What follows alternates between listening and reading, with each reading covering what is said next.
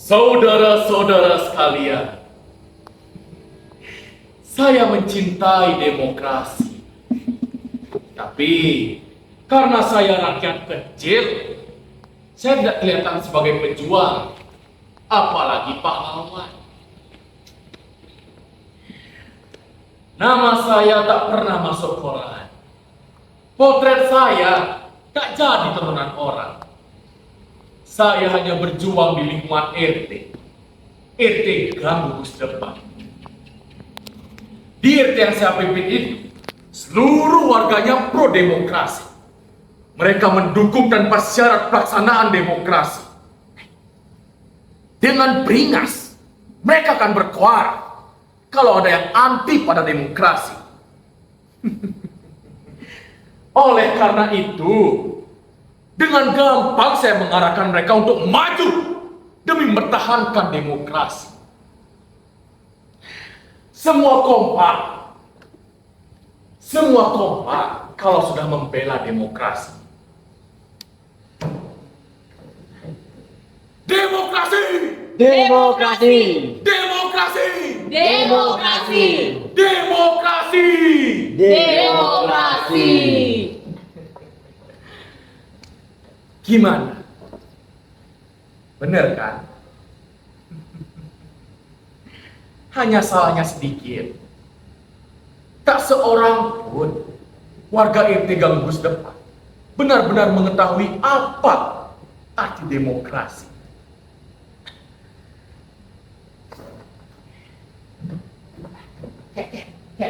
Apa sih itu arti demokrasi?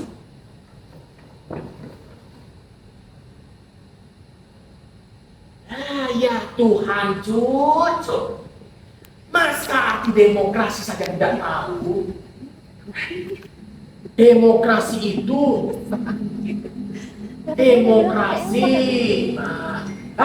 pokoknya demokrasi itu bagus. Segala sesuatu yang layak diperjuangkan sampai titik darah penghabisan. Segala sesuatu yang memerlukan pengorbanan besar. Segala sesuatu yang menunjang suksesnya pembangunan menuju ke masyarakat yang adil dan makmur. Kata mereka. Saya kira itu sudah cukup. Saya sendiri tak mampu menerangkan apa arti demokrasi. Karena saya tak terlatih sebagai juru penerang. Dan saya khawatir kalau batasan-batasan saya tentang demokrasi akan disalahgunakan. Apalagi sampai terjadi perbedaan tafsir yang dapat menjadikannya kemudian bertolak belakang dengan arti kata demokrasi. Pelan-pelan. Atau mungkin karena saya sendiri yang tak benar-benar mengerti apa arti demokrasi.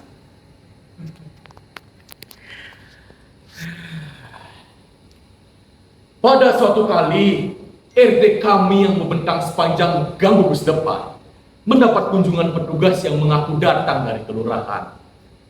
Pasalnya, akan diadakan pelebaran jalan, sehingga setiap rumah akan dicabik 2 meter. Petugas itu menghimbau agar kami, sama seperti warga yang lain, merelakan kehilangan itu demi kepentingan bersama.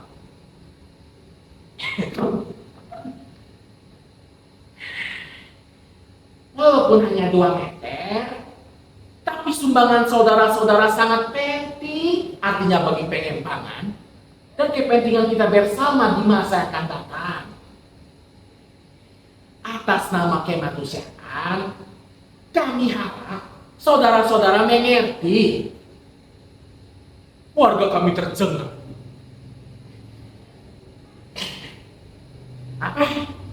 Hanya 2 meter? Kau enak saja mengambil 2 meter lebih pembangunan. Pembangunan siapa? Bagaimana kalau rumah kami hanya 6 meter kali 4? Kalau diambil 2 meter kali 6, rumah hanya cukup untuk gaya. Kontan kami tolak, Bapak. Bagaimana dapat hidup dalam gang dengan rata-rata 5 orang anak? Tak bisa. Itu tidak mungkin.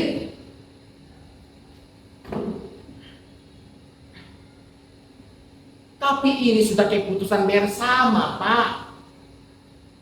Warga kami tercengang lagi. Bagaimana membuat keputusan bersama tentang rumah kami tanpa berembuk dengan kami? Seperti Raja Nero saja.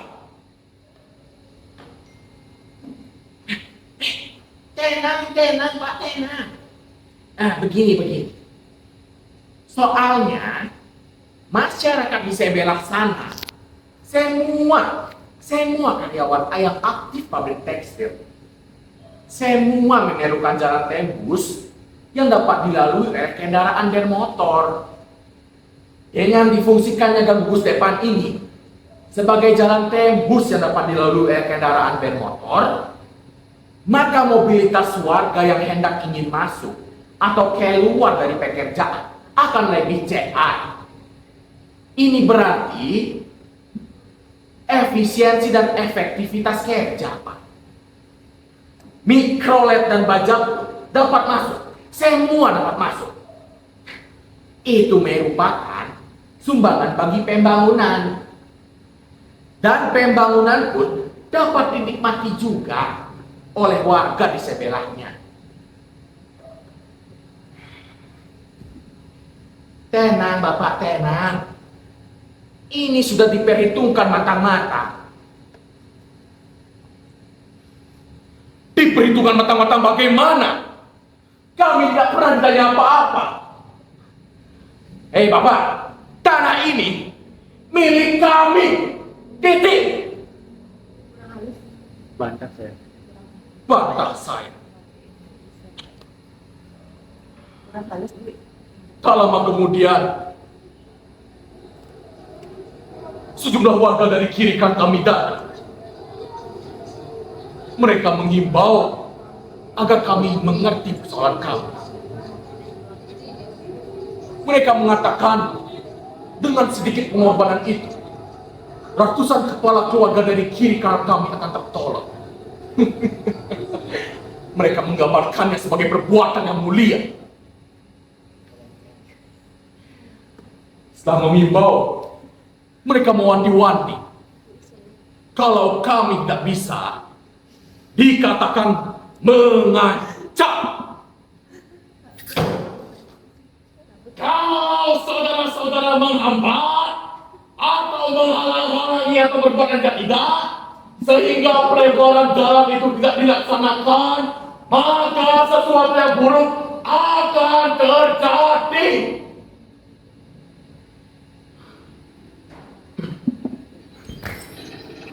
Tak lama kemudian, sebuah bulldozer muncul dan menggaruk 2 meter wilayah RT kami.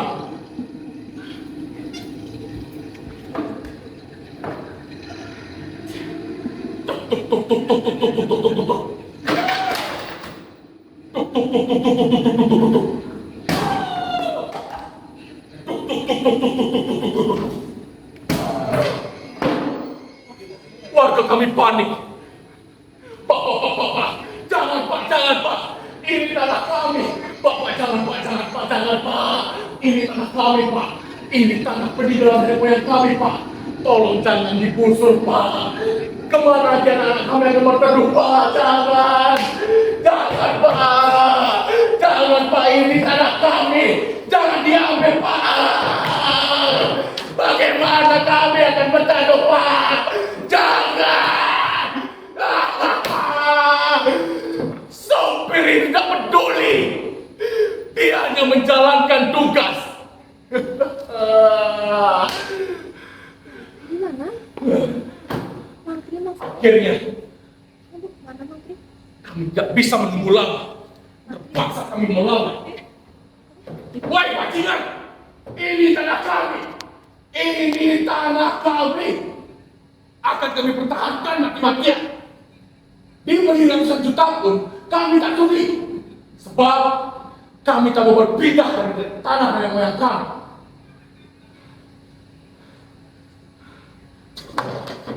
Perempuan-perempuan dan anak-anak kami taruh di depan. Setelah itu, orang-orang tua, lalu saya dan bapak-bapaknya. Baru sopir bulldozer itu berhenti.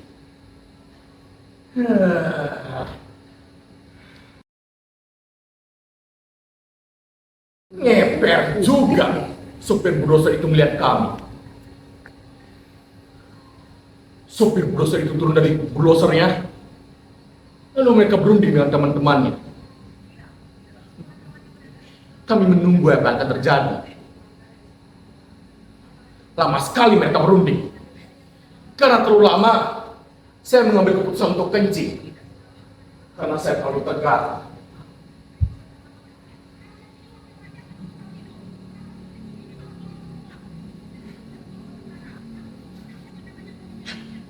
Mereka sudah selesai berunding. Sopir bulldozer itu naik ke bulldozernya, lalu ia tersenyum. Kami merasa lega. Akhirnya, mereka sadar kalau mereka benar-benar salah. Mesin dihidupkan kembali. Kami menunggu dengan deg-degan. Waktu itu, sebuah mobil Ford datang. Sekitar 10 orang laki-laki meloncat turun dan sambil memakai pakaian seragam. Warga kami bersorak. Yeay! Yeay! Akhirnya aparat turun untuk melindungi rakyatnya yang tercinta. Tapi barengan dengan itu, bulldozer itu kembali menerjang ke depan dan menggaruk anak kami. Perempuan-perempuan menjerit. Beberapa anak jatuh. Salah satu seorang di antaranya hampir kena garuk. Untung saja ada yang melompat dan menarik anak itu. Keadaan menjadi kacau. Beberapa orang yang berseragam itu berlarian datang. Ternyata mereka bukan petugas, tapi satpam yang ingin mengamankan penggarukan. Pergi!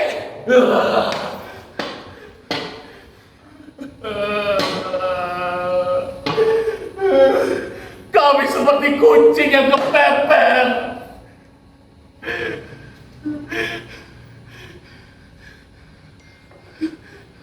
Tanpa diberi komando lagi, kami terpaksa melawan. Ada anak dan ibu mengambil batu dan melempar ke bulldozer itu. Asep, bapak dari anak yang hampir kena garuk itu, meloncat ke atas bulldozer, lalu mengambil sopir itu. Hei, sini kamu! Anak saya hampir kena garuk oleh anak kamu. Tapi tiba-tiba sopir itu menghunuskan parah, lalu membacok kuda Asep.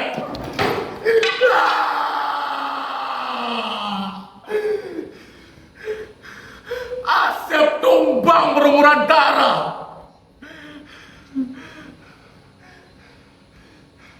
Perempuan-perempuan menjerit, lalu berlarian untuk menyelamatkan diri.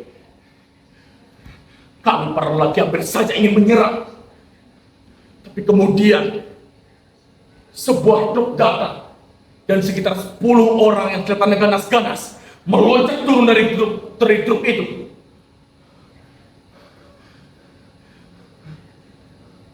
Saya kenal salah satu bajingan itu. Bajingan dari proyek Senen. Bangun, Zep. Bangun.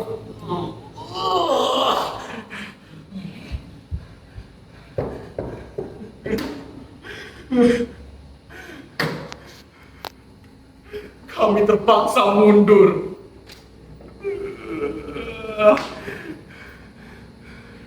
Hampir saja tidak lewat.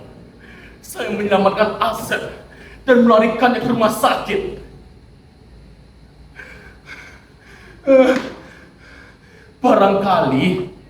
Barangkali pembacoknya tidak berniat membunuh, tapi kasih peringatan. Asep.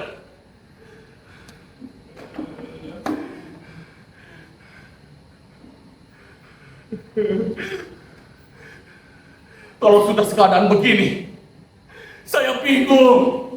Saya bingung harus melakukan apa. Saya bingung. Saya bingung. Saya bingung.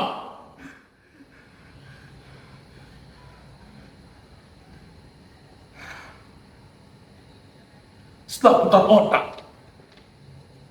akhirnya saya beranikan diri datang ke public text itu.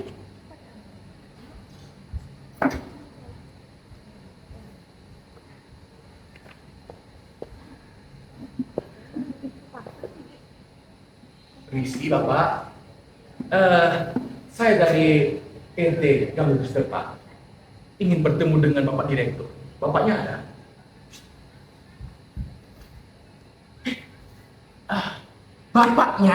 Bapaknya lagi tidak ada. Bapaknya lagi keluar kota untuk mengecek proyek besar di sana. Tidak ada, Bapak, tidak ada.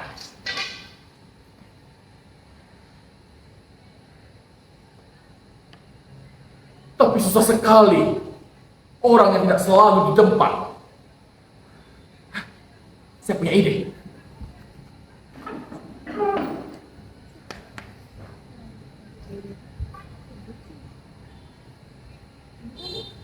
Saya akan datang ke pabrik itu kembali dan mengaku sebagai petugas kelurahan.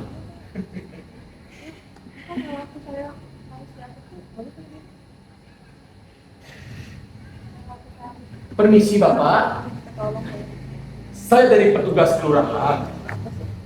Mau nyari Bapak Direktur. Bapaknya ada?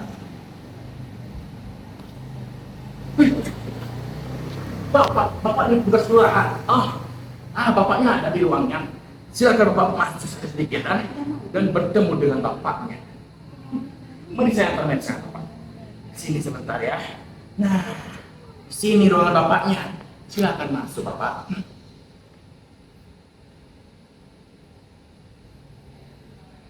Setelah saya mengaku kalau saya datang dari kelurahan, baru saya diterima.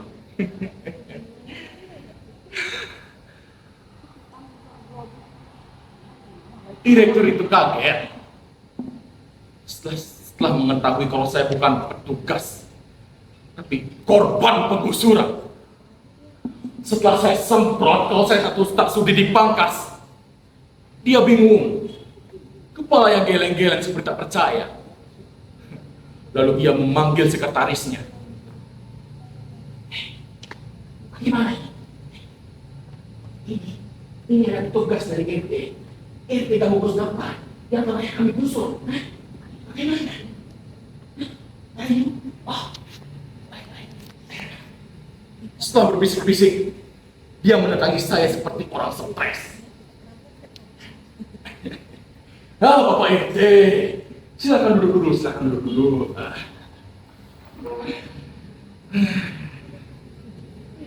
Ya Tuhan Maha Besar. Kami tidak tahu ini Pak RT, kami minta maaf. Saya tidak memperbolehkan siapa saja membuat tindakan-tindakan pribadi atas nama perusahaan. Para karyawan sudah saya beri uang transport. Kalau mereka perlu jalan pintas itu, mungkin mereka ingin menyelamatkan uang transport itu. Itu bukan tanggung jawab perusahaan. Dan soal pelebaran jalan, itu bukan tanggung jawab kami. Saya minta maaf. Saya mohon Anda menyampaikan rasa maaf kami kepada seluruh warga.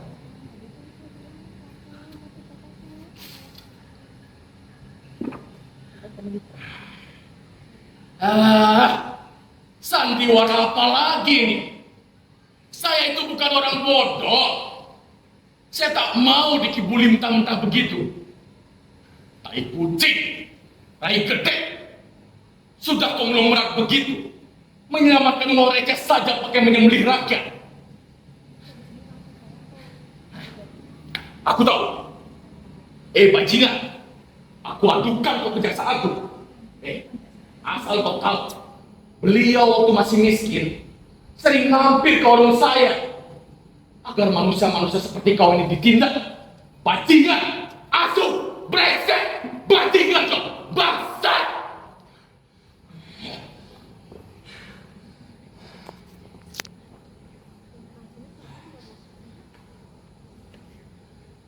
Betul. Betul. Orang kecil seperti saya memang kelihatannya lemah dan gampang ditipu. Tapi kalau sudah kebangunan seperti ini, akan meledak juga. Semut pun kalau diinjak akan terus menggigit. Apa? Dia menawarkan makanan dan minuman. Murah. Saya tolak.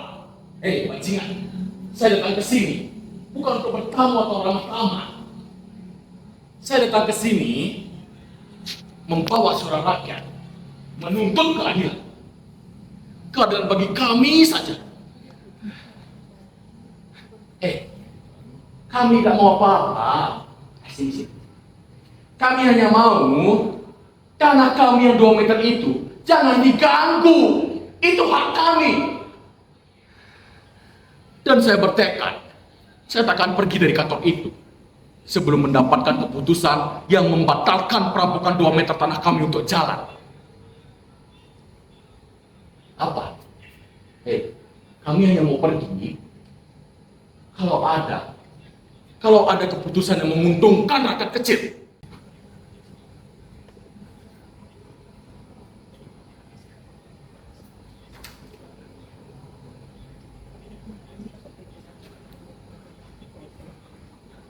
Tapi tiba-tiba darah saya terisak karena direktur itu mengulurkan kepada saya sebuah amplop coklat tebal. Seketika saya lupa cara bernafas. 250 juta. 250 juta. 250 kali hidup pun saya tak mampu mengumpulkan uang sebanyak ini. 250 juta. Ya Tuhan, betapa miskinnya saya. Kenapa saya tiba-tiba dihujani rezeki sebanyak ini? Apa karena saya berpahala? 250 juta. Apa yang tidak bisa dibeli dengan uang sebanyak itu? Saya bisa beli semuanya. Tanpa berpikir lama lagi, saya menerimanya dan saya menyambut uluran tangan dari direktur itu. Bapak, terima kasih. Terima kasih. Karena saya takut uang yang ditarik lagi. Lantas saya lari terbirit-birit. 250 juta. Saya melewati jalan belakang agar tak seorang warga pun tahu kalau saya barusan datang dari rumah direktur.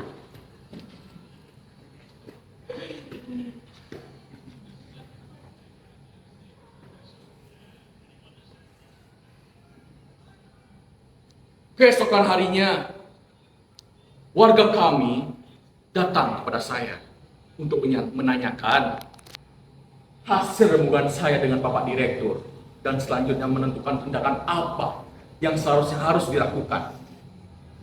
Saya memberi wejangan.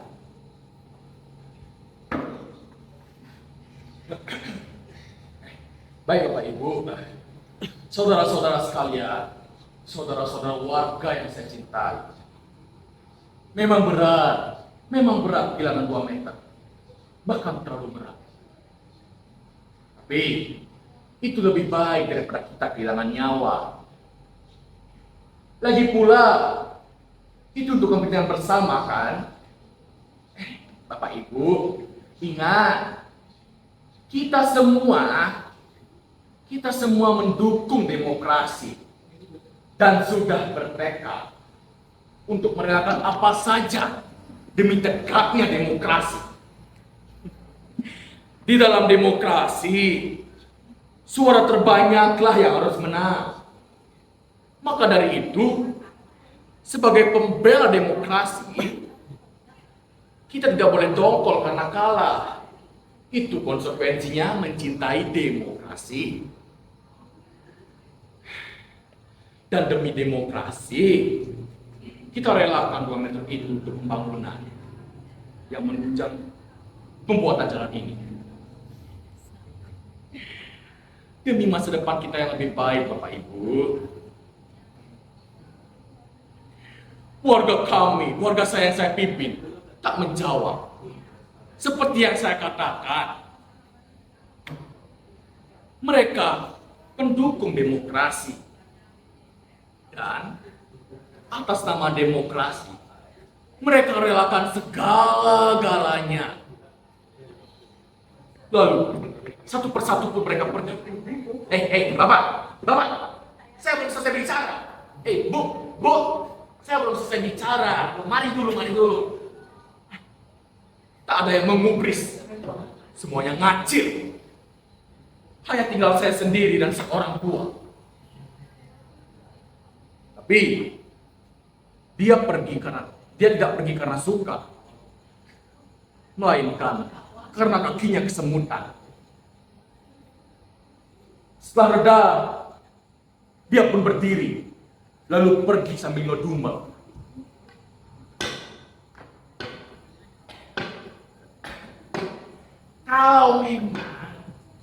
Kalau memang demokrasi tidak mendukung atau melindungi rakyat kecil, saya akan berhenti menyokong demokrasi. Sekarang, saya akan menentang demokrasi.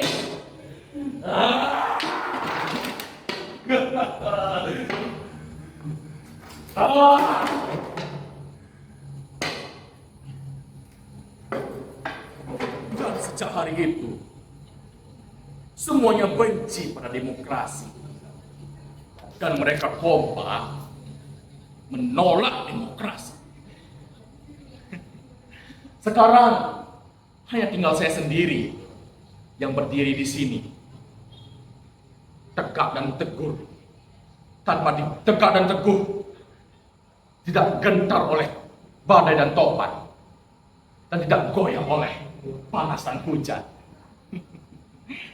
Saya tetap kukuh dan tegak di atas kaki saya sendiri. Apapun yang terjadi, saya akan mempertahankan demokrasi sampai titik darah penghabisan.